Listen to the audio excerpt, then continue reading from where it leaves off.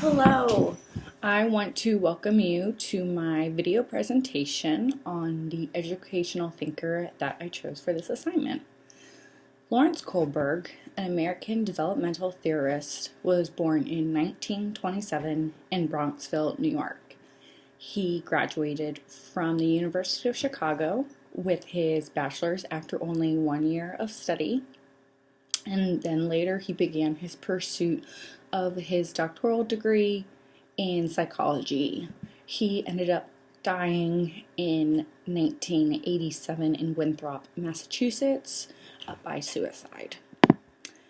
Under the influence of Jean Piaget, Lawrence Kohlberg studied the children and adults' moral reasoning when concluding if something is right or wrong. Kohlberg suggested there were 6 stages of moral reasoning that people progress through, which were broken down under 3 levels.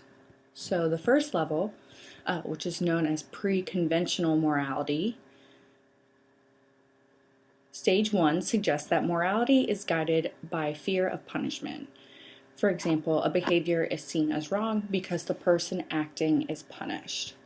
Stage 2 is the what's in it for me way of thinking. So although children are less egocentric at this stage, they are still acting in one's best interest. And it's also important to note that the first level, so the pre-conventional, occurs at the elementary level. The second level, which is known as conventional level of morality, is where a child begins to understand social rules.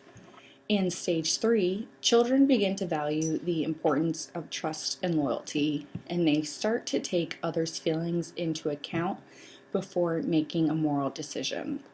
So they take into account whether something is acceptable or not in the eyes of society, and then they try to be a good boy or a good girl to live up to these standards and expectations.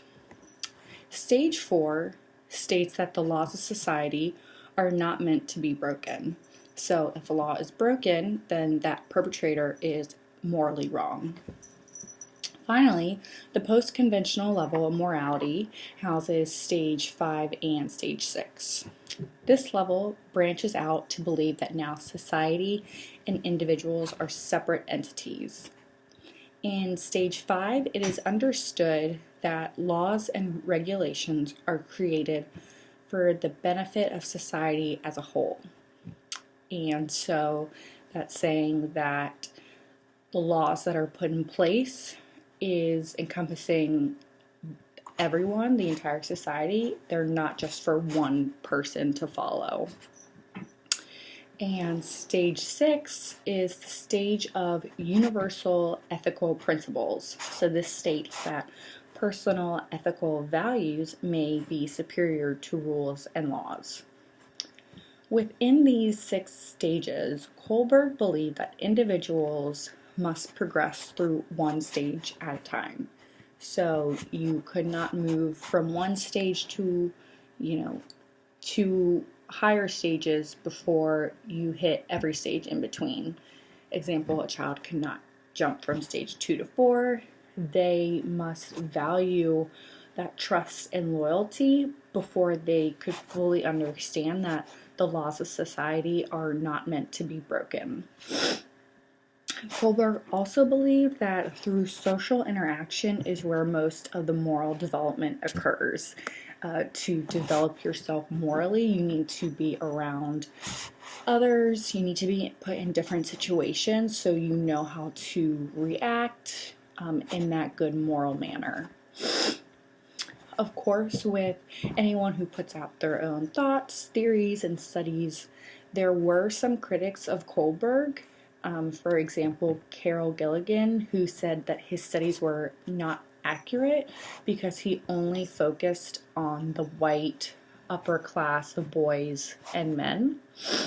So, you're not encompassing the entire society, you're leaving out women and girls. So she said that his studies were not completely accurate. And then others also believe that stages were not culturally neutral. So what does this mean?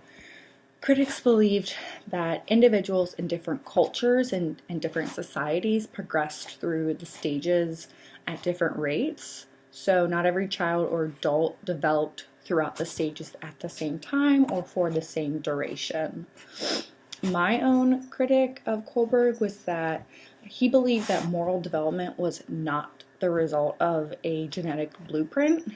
And as we can see in society today, many of individuals who act out in a violent manner may do so due to a psychological or a mental condition. I personally think that if he took this into account of how a person morally develops and acts, then we might be able to see and understand a bigger picture. Aside from his critics, Lawrence Kohlberg remains the person most often identified as a founding figure in the field of moral psychology, including his moral development and moral education.